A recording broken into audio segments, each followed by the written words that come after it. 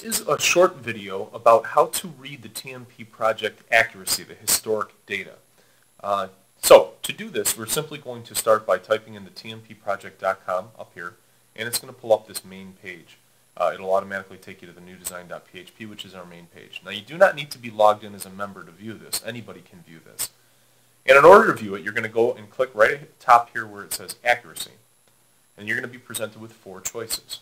Now those choices are the TMP Daily Dow, the Daily NASDAQ, the EOD, and the NASDAQ EOD.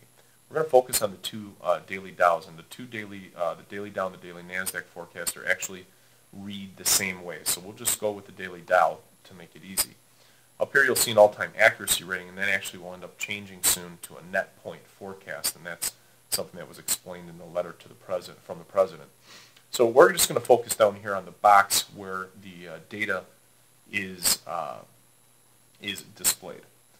Now let's just start right here in the middle. Let's start on the 8th to get an idea. This first column is the date that the forecast is made on. Now the date that the forecast is made on is always a forecast for the following day because this is a forecaster. This column is the column that shows what the Dow closed at on that date. This is the actual net points gained or lost for that day. And then this is the forecast for tomorrow. And this column is whether or not that forecast was correct.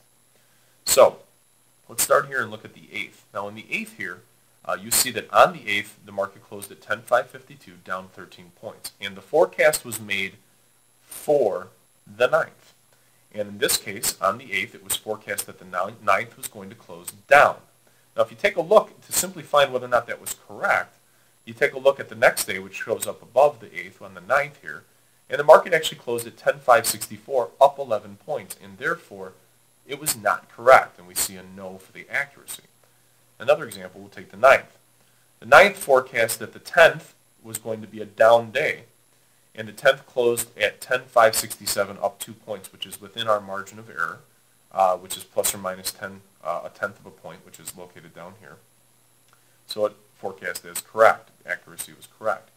If you look at the 10th, the forecast for the 11th was that it was going to be a down day, but if you take a look at the 11th up here, it actually closed at 10,611, up 44 points, and therefore the accuracy was incorrect. On the 11th, it forecast that the 12th was going to be a down day, and the 12th actually closed at 10,624, up 12 points, and therefore the accuracy was incorrect. No.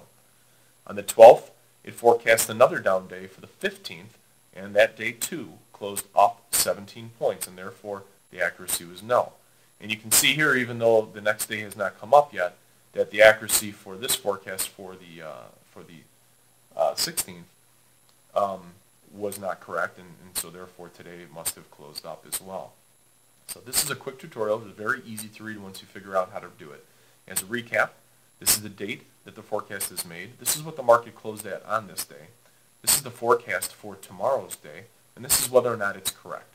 And then the following day is right up here, and all the same information is displayed.